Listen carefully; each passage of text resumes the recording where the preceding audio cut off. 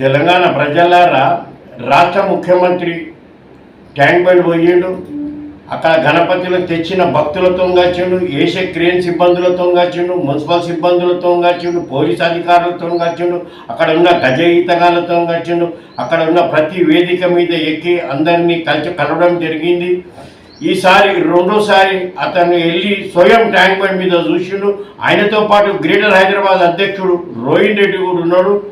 అదే విధంగా ప్రతిసారి కూడా ఆయన ఈ విధంగా వస్తున్నాడు. ఆ దృశ్యాలు పెడతా చూడు. సాంప్రదాయ దుస్తులతో సాంప్రదాయంగా చాలా సింపుల్ గా సాఫీగా వచ్చారు ట్యాంక్ బండ్కు రాష్ట్ర ముఖ్యమంత్రి రేవంత్ రెడ్డి. ముందుగా చార్మినార్ అనుకున్నారు. ఆ చార్మినార్ అక్కడ ఘట్టం ముగిసిన తర్వాత ఏరియల్ సర్వే చేస్తారని సీఎం తెలిపింది. కానీ అలా చూసారా మిత్రులారా, గత ప్రభుత్వంలో ఉన్నాడు ముఖ్యమంత్రి అయితే సరే ఆయన ఫామ్ హౌస్లో అనుకున్నాడు అనుకో.